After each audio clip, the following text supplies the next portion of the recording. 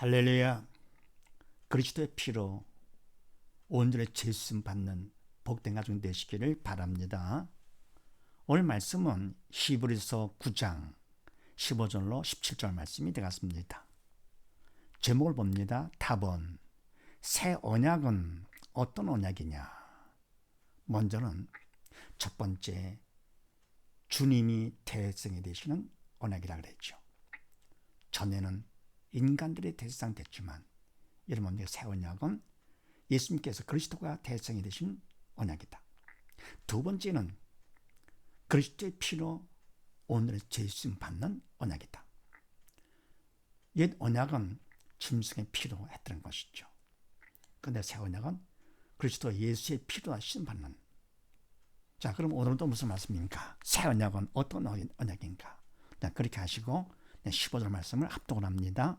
시작. 이를 인하여 그는 새 언약의 중보니 이는 첫 언약 때 범한 죄를 속하려고 죽으사 부르심을 입은 자로 하여금 영원한 기업의 약속을 얻게 하려 하심이니라. 아멘. 이를 인하여 그리스도의 피로 우리가 죄심을 깨끗이 받을 수 있기 때문에 이로 인해서 그리스도, 그는 새 언약의 중보시니, 예수 그리스도는 새 언약의 중보자가 되시니 이런 얘기죠. 이는 첫 언약 때 범한 죄를 속하려고 죽으사. 아멘.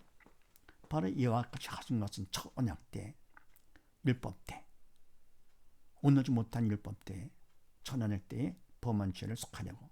바로 율법은 죄가 있으면 깨어지는 것이기 때문에 그런 그 죄를 속하려고, 용서해 주시려고 죽으사 부르심을 입은 자로 하여금, 믿는 자, 예수를 믿는 자로 하여금, 그리스도의 피로 씻음 받은 자로 하여금 영원한 기업의 약속을 얻게 하려 하심이니라. 영원한 기업을 약속으로 얻게 하려 하심이니라. 그래서 새 언약은 결국은 영원한 기업을 얻게 하는 것이죠. 참되고 영원한 천국 기업을 약속을 얻게 하려 하심이니라. 로마서 8장 말씀을 합독을 합니다. 시작. 우리가 알거니와 하나님을 사랑하는 자, 곧 그 뜻대로 부르심을 입은 자들에게는 모든 것이 합력하여 선을 이루느니라. 하나님 미리 아신 자들로 또한 그 아들의 형상을 본받게 하기 위하여 미리 정하셨으니 이는 그로 많은 형제 중에서 맏아들이 되게 하려 하심이니라. 미리 정하신 그들을 또한 부르시고 부르신 그들을 또한 의롭다 하시고 의롭다 하신 그들을 또한 영원하게 하셨느니라. 아멘.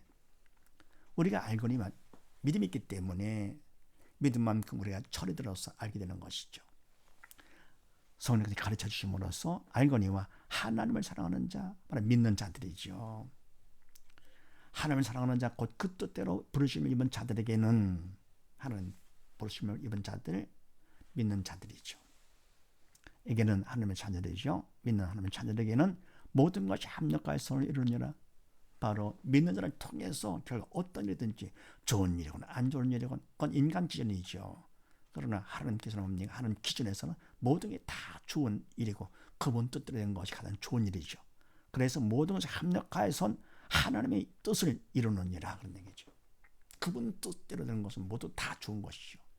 인간 기준에서는 이것이 문제다, 안 좋다, 일찍 모른다 하더라도 사실은 하나님 기준에서는 그분은 좋으신 분이기 때문에 안 좋은 것을 허락지를 못하시죠. 사랑이시기 때문이에요. 그래서 모든 것이 합력하여 선을 이루느니라. 이런 사실을 믿음 있는 자들은 알게 되지요. 철이 들었기 때문에. 그러면서 하나님의 미리 아신 자들로 또한 그 아들의 형상을 본받게 하기 위하여 미리 정하셨으니. 아멘.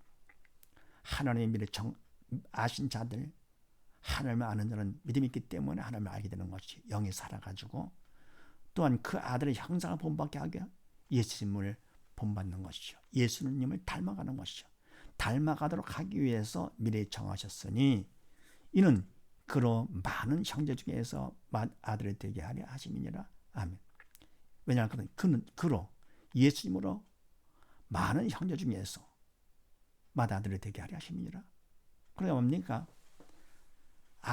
믿는 자들로 하여금 하나님 아들의 형상을 본받아서 함께 하나님을 아버지로 부르는 것이죠. 그럼 하나님의 자녀들이 많잖아요.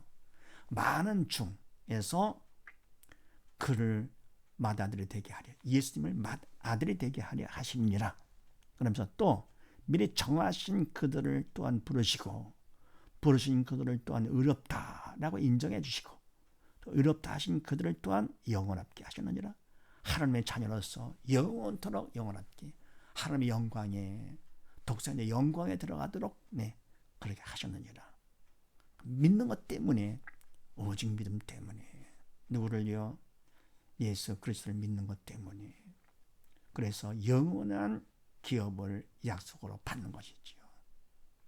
그 다음에 16절 말씀, 16, 17절 말씀을 합독을 합니다. 시작. 유언은 자가 죽어야 되나니, 유언은 그 사람이 죽은 후에야 견고한즉, 유언한 자가 살았을 때는 언제든지 효력이 없느니라. 아멘. 유언한 자가 죽어야 되나니, 만약 그거 같으면요, 살아있으면 말을 바꿀 수가 있잖아요. 그럼 유언이 아니죠.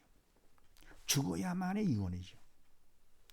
근데 유언은 그 다음에 그 사람이 죽은 후에야 견고한즉, 아멘. 그렇습니까? 죽으면 그걸 바꿀 수가 없으니까 딴 말을 할 수가 없죠. 그러니까 뭡니까? 견고. 끝나는 것이죠. 견고한즉, 죽은 후에 견고한즉, 유언한 자가 살았을 때는 언제든지 효력이 없느니라.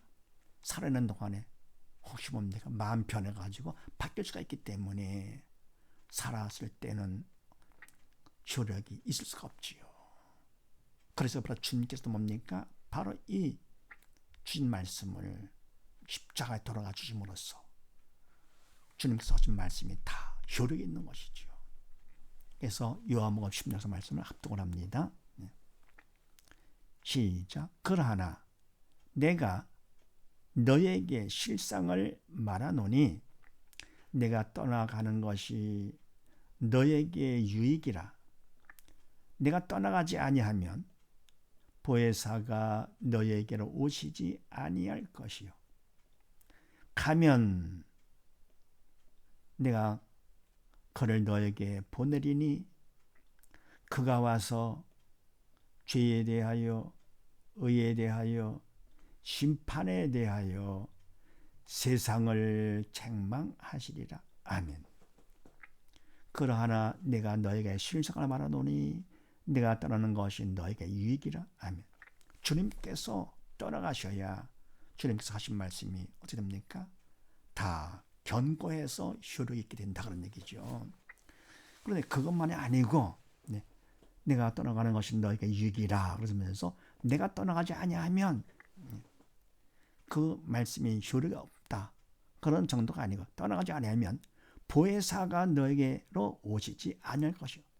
보혜사 성령께서 오시지 않는다.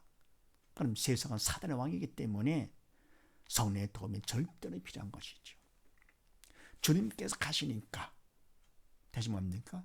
보혜사 성령께서 시간과 장소를 초월해서 우리를 지켜주시는 보혜사 성령 필요하지요.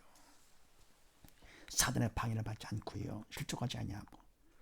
그래서 오늘 주님께 떠나가지 아니하시면 보혜사가 오시지 않기 때문에, 그러면 주님께서 떠나가시는 것이 우리한테 유익되는 것이죠.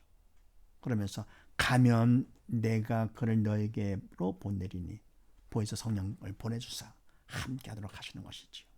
그가 와서 성령께서 보혜사가 오셔서 죄에 대하여, 의에 대하여, 심판에 대하여 세상을 책망하시리라. 아멘. 세상은 사단 통치를 받고 믿음이 없어 영이 죽은 자들이기 때문에 바로 그들이 죄가 있음을, 죄에 대해서 죄가 있음을, 영이 죽었다, 그런 얘기죠. 의에 대해서 의롭지 못하다, 불의하다, 또 뭐랍니까? 심판. 결국은 그렇게 살다가 죽으면 심판받는다. 바로 이런 것을 하면 내가 책망하시는 것이죠. 그래, 잘못을 책망보다도 이거를 통해서 죄를 짓지 말고 의로운 자가 되고 심판을 받지 않도록 하기 위해서 누가요? 세상이 예수를 믿지 않는 자들, 영에 죽은 자들, 사단 통치를 받고 있는 자들을 책망을 해가지고 거기서 벗어나도록 하시는 것이지요. 그래서 새 언약은 어떤 언약이냐? 그러면은 세 번째, 영원한 기업을 약속으로 받게 하는 그런 언약이시다. 그래서 이와 같은 사실을 믿으시고 새 언약은 그리스도께서 대상이 되시는 영원한 대상이 되시고 더불어 그리스도의 피로 우리가 오늘의 죄 쓰임 받는 그런 새 언약이면서 더불어 영원한 기업을 약속으로 받는 그런 언약임을 믿으시고 온 식구 모두 다 영원한 기업을 약속으로 받아 함께 영원에 이르는 복된 가정 되시기를 주의 이름으로 축원드립니다. 감사합니다.